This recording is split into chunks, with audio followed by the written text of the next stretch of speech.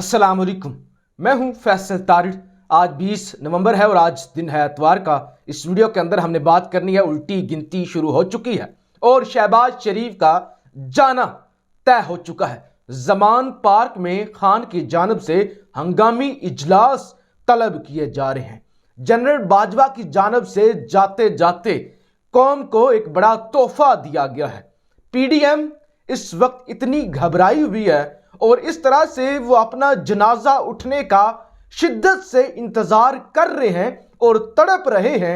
और शहबाज शरीफ को जो मुबैना तौर पे थप्पड़ पड़े हैं, और कल पूरा दिन सोशल मीडिया पे थप्पड़ ही थप्पड़ थे। वैसे तो हर रोज इनको थप्पड़ पड़ते हैं, कभी किसी मुल्क से थप्पड़ पड़ गया, कभी किसी जो है वो विजिट पे जाएं वहां पे थप्पड़ पड़ जाती हैं, कभी ये शहबाज शरीफ साहब अपने बड़े भाई साहब से मिलने जाते हैं वहां पे थप्पड़ पड़ जाते हैं। कौम से हर रोज थप्पड़ पड़ते हैं, लेकिन ये थप्पड़ पड़ने का मामला था क्या, इस हवाले से भी हुकूमत का मौक़िफ़ आया है, उस हवाले से भी हम बात करेंगे। देखें जी, पाकिस्तान की मौजूदा तारीख का सबसे अहम तरीन हफ्ता शुरू हो रहा है।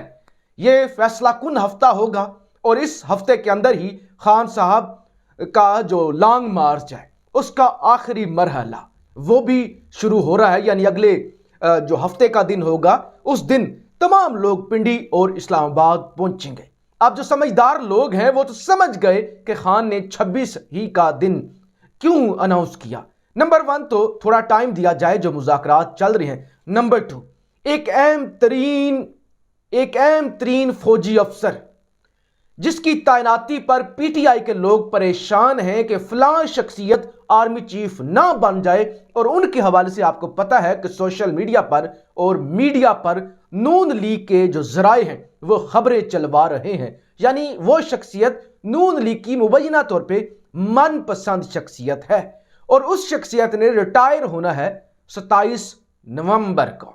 अब जब आप 26 नवंबर को आ जाएंगे पिंडी और 27 नवंबर को उस शख्सियत ने रिटायर होना है, और कुछ लोगों की यह ख्वाहिश है कि उनकी रिटायरमेंट से पहले ही उनको आर्मी चीफ तैनात कर दिया जाए, तो इतने ज्यादा प्रेशर के अंदर जब आपने पिंडी का घेराव किया होगा तो यह करना मुश्किल होगा। फिर साथ ही जनरल बाजवा साहब तो रुखसत हो रहे होंगे, नया आर्मी चीफ आ रहा होगा, नई क़यादत आपके साथ मुज़ाकरात करेगी, नई क़यादत आपको पैगाम पहुंचाएगी, तो आप उनके साथ ये तय करके पिंडी से निकलेंगे कि हमें फौरी तौर पे इलेक्शन चाहिए। तो लिहाजा ये खान की हिकमत अमली है, ये प्लान है जिसने इस वक्त बड़े बड़ों के पसीने जो हैं वो निकले हुए हैं सबके। और जमान पार्क लाहौर के अंदर खान साहब ने तमाम पीटीआई की सीनियर क़यादत को बुला लिया है कि आप आएँ और मुकम्मल, यानी कोई लूप होल नहीं रहना चाहिए, कोई गलती की गुंजाइश नहीं रहनी चाहिए। यह है आखिरी मरहला, यह है टफ टाइम देने का वक्त। हुकूमत भी कमजोर विकेट पर है, एस्टैब्लिशमेंट भी कमजोर विकेट पर है। अब वक्त है कि लोहा गर्म है, आप ऐसा वार करें और आप इस ये जो बाजी आपने खेली हुई है इसके अंदर आप जीत हासिल करें। तो ये सारे मामलात हैं जिन पर बड़ी तेजी के साथ अब काम शुरू हो चुका है, और इस हवाले से शेख रशीद साहब ने भी आज कह दिया कि ये आखिरी हफ्ता है, ये फैसला कुन हफ्ता है। इस हफ्ते के अंदर, और साथ ही उन्होंने क्या कहा कि जी का जाना तो ठहर चुका है, यानी जी का जाना, शहबाज शरीफ भी जा रहे हैं, जनरल बाजवा साहब भी जा रहे हैं, अब सुबह जाएं या शाम जाएं, जा रहे हैं। यह हफ्ता बहुत अहम है। रात को मैंने आपको बताया था इस तरह से भी हो सकता है, जरदारी साहब कोशिशें कर रहे हैं, जराए से ये खबरें आ रही हैं कि पीटीआई सिर्फ जलसा करे इस्लामाबाद में, मामला तय हो जाएं और उसके बाद असम्बलियों के अंदर वापसी हो, अबूरी सेटअप के हवाले से मामला तय किए जाएं और chief election commissioner Sikandar Sultan Raja को हटाया जाए। बड़ी अहम खबरें थप्पड़ के हवाले से भी आपके सामने रखनी है। लेकिन जनाब, आर्मी चीफ ने एक कौम को तोहफा दिया है और चौधरी परवेज इलाही इस तोहफे का बड़ा प्रचार कर रहे हैं। आर्मी चीफ ने तबलीगी जमात पर सऊदिया में पाबंदी खत्म कराकर बड़ी दीनी खिदमत सर अंजाम दी। वजीर आला पंजाब चौधरी परवेज इलाही ने army chief general Qamar Javed Bajwa को तबलीगी जमात पर सऊदी अरब में आयद पाबंदी खत्म कराने पर सराहा है। अच्छा जी, ये चौधरी साहब ने ये ट्वीट भी किया, उन्होंने कहा कि आर्मी चीफ ने ये बड़ी खिदमत की है क्योंकि सऊदी अरब ने जो तबलीगी जमात है उस पर पाबंदी लगा दी थी। पहले सऊदी अरब ने, आपको पता ही है, पूरी दुनिया के अंदर एक खास तबकाए फिक्र को, मकतबाए फिक्र को लॉन्च किया, फंडिंग की, मदरसे बनवाए और उनको मुसल्लत किया और एक एक्सट्रीमिज्म की लहर पूरी दुनिया के अंदर आई और इस्लाम बदनाम हुआ। असल इस्लाम लोगों से छुप गया और शिद्दत पसंदी, और अब सऊदी अरब उस सारे मामले से पीछे हट रहा है। तो अब पाकिस्तान के अंदर पाबंदी थी, तबलीगी जमात को फंडिंग भी नहीं हो रही थी, तो ये आर्मी चीफ की कोशिशों से जाते जाते उन्होंने ये कौम को तोहफा दिया है। बड़ी जल्दी के साथ हमने बात करनी है, अभी ये सारा मामला जो है आपके सामने, ये थप्पड़ वाला भी रखना है, लेकिन पीडीएम के पसीने कैसे छूटे हुए हैं। और एक बड़ी अहम चीज जो मेरी आपसे गुजारिश होगी, ये ध्यान से सुनिएगा। कल वजीर खारजा, कल का दूध पीता बच्चा जो सही तरीके से बोल भी नहीं सकता, बिलावल भुट्टो, उन्होंने सदर पाकिस्तान को दी धमकियां।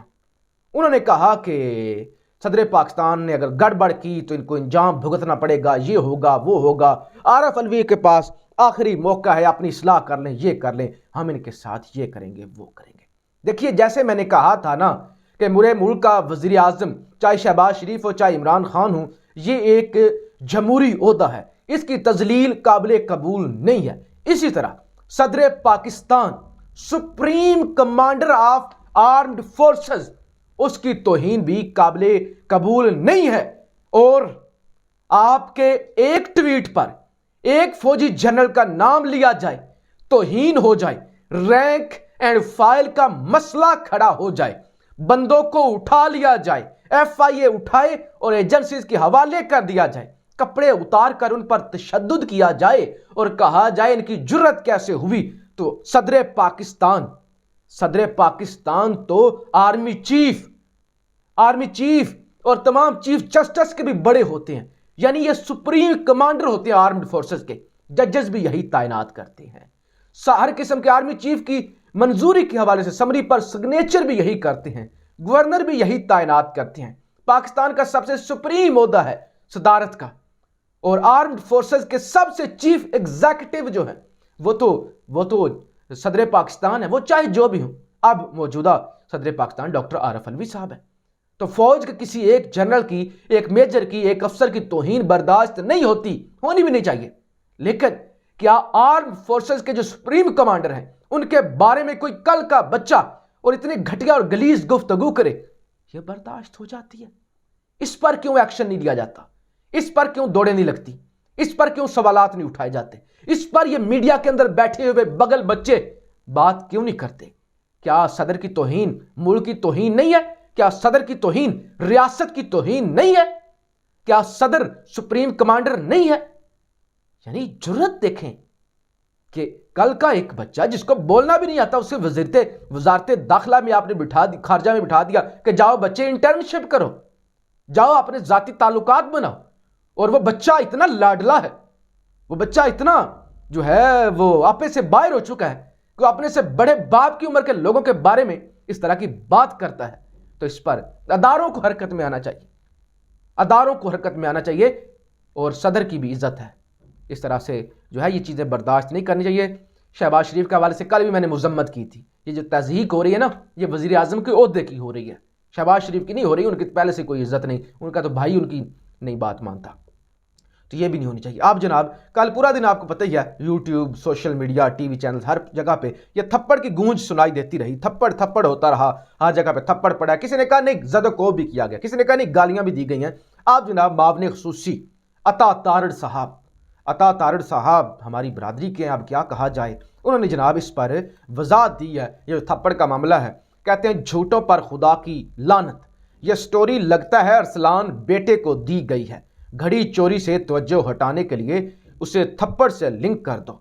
अच्छा जी, अता तारड़ ने कहा कि ये इनका पुराना तरीका वारदात है, इन वारदातियों का, और इनने कहा कि थप्पड़ इमरान खान के बयानिए को पड़ा है। अच्छा जी, रंगे हाथों चोरी करते पकड़ा गया है और रोज चपेड़े खाकर यह घड़ी चोर रुस्वा हो रहा है। कितने बेशरम लोग हैं।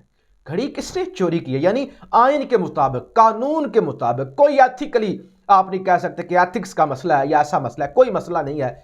तोहफा दिया गया है, तोहफा तोशाखाना में आया है, उसकी कीमत तय की गई है, रूल के मुताबिक कीमत अदा की गई है, अब आपका एसेट बन चुका है, आप अपना एसेट बेचें या रखें आपकी अपनी मर्जी है। और इस वक्त पाकिस्तान में हजारों ऐसे तोहफे फरोख्त भी किए गए हैं, घर भी लेके गए हैं। यहां तो ऐसे बेशर्म लोग बैठे हुए हैं जिन्होंने कीमत भी अदा नहीं की, चोरी करके ले गए, लेकिन उनका नाम नहीं लिया जाता। और एक शख्स ने आइन के मुताबिक, कानून के मुताबिक कीमत अदा करके ली और उसके बारे में यह कहा जा रहा है कि वो चोरी किया। तो ये सारा प्रोपेगेंडा हो रहा है। खैर जी, थप्पड़ों के हवाले से मैंने पहले भी कहा था, ये सारी रूमर्स दी हैं, ऐसे होता नहीं है और ऐसा होना भी नहीं चाहिए। ये बस बदमाशी की जा रही है और इस तरह कोई बात नहीं। लेकिन अब हुकूमत की जानिब से भी इस पर वाज़ेह मौक़िफ़ आ गया। अपनी राय का इजहार ज़रूर कीजिएगा और जागते रहिएगा।